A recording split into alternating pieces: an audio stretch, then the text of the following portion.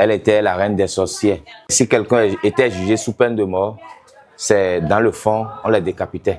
Hey everyone, welcome back to the channel. Today I'm taking you on an exciting journey to the heart of Benin, to a place that's rich in culture, history, and natural beauty, Savalou.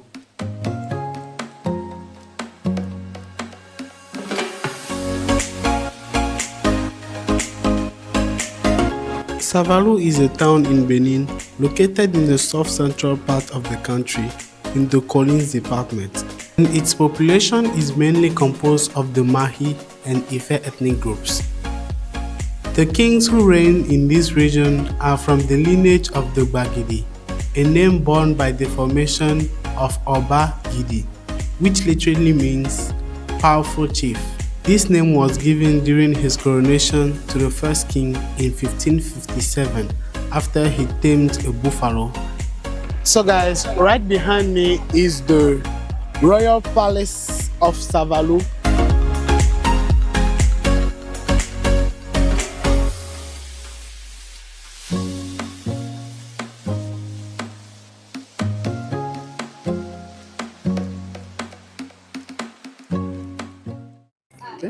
Et les deux dames que vous voyez avec des calebasses, c'est pour vous souhaiter la bienvenue, comme cela se devrait. La tradition nous exige à servir de l'eau aux étrangers. Guys, look at this statue. Ici, c'est des gardes. Mais on n'a plus ce système de sécurité aujourd'hui. Et la police est là. Et s'il y a quelque chose, on les appelle, ils interviennent rapidement.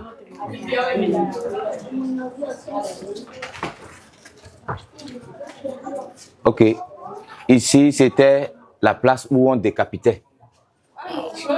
Et si quelqu'un était jugé sous peine de mort, c'est dans le fond, on les décapitait.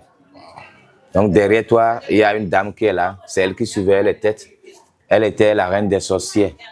C'est elle qui détectait les sorciers dans le temps. Elle est née avec 2 dents de la mâchoire supérieure. Et elle est incarnée par une divinité Tohosu. On a 2 entrées. C'est ici qui est destiné pour tout le monde, mais là-bas, c'est pour quelques-uns. Ok. Donc, et voilà l'histoire d'un monsieur qui avait été réellement décapité ici. Lui, il faisait quoi? Il avait la force traditionnelle et il a des kilos. Quand il passait, ça lui permet de voir comme la machine à écho. C'est-à-dire il est un visionnaire.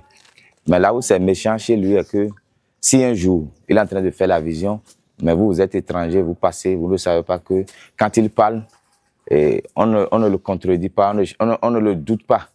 Et quand il sent sur vous que vous êtes en train de le douter, il va vouloir coûte que coûte vous montrer que tout ce qu'il lui dit c'est vrai. Et pour cela, il attrape la femme enceinte, sort son couteau et l'opère. Wow. Opérer une femme sans oxygène, sans anesthésie, là vous imaginez la suite, non? Oui. C'est-à-dire il élimine des vies. Donc étant dépassé dans le village où il habitait, les gens étaient venus se plaindre auprès du roi. On l'avait envoyé commission, viens on va négocier. Mais lui-même, il se prenait le roi du temps. Donc il avait défié le roi. Wow. Donc c'est ainsi qu'il a été ramené à force chez le roi. Donc en fin de compte, il a été décapité. Okay. Donc le bâton que vous voyez dans sa bouche, c'est pour le calmer au fait. Et l'arbre pousse du bas vers le haut. Et déjà vous allez constater que c'est Soha qui est le premier fondateur. Et tout ce que vous voyez après Soha, ce sont ses petits-fils de génération en génération. Si elle est devant cette maison, c'est pour vous dire, c'est elle qui a le droit là. C'est elle qui a le droit là. Et là, on a des divinités là, on a des anciens là. Vous voyez que c'est resté fermé, non? C'est le lieu le plus sacré du palais, le lieu à préserver le plus. Donc, elle est là, avec sa calebasse. C'est pour vous dire que c'est ça, elle prend pour servir de l'eau divinité. Et la colombe qui est dans sa main, ça veut dire la Tassino doit que des messages de paix à la population. C'est les Bagidi qui sont éligibles au trône. Voilà une famille et que ce rôle est destiné à eux. C'est les Tchobo au fait. Tchobo, c'est eux qui s'occupent de la sécurité dans le couvent Khebioussou. Vous le voyez avec son filet. Oui. Donc c'est pour parler au fait de notre origine.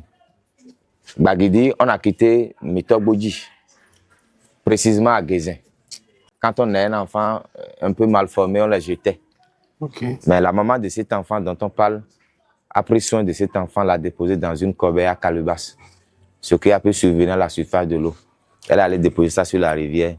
Donc, l'enfant est resté sans être noyé.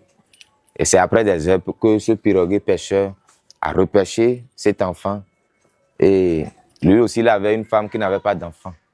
Et quand il avait pêché comme ça lui a profité. Il a couru pour aller à la maison pour remettre l'enfant à sa femme pour dire, madame, voilà, je t'ai ramassé, je t'ai pêché un enfant. Et quel nom maintenant on peut donner à l'enfant?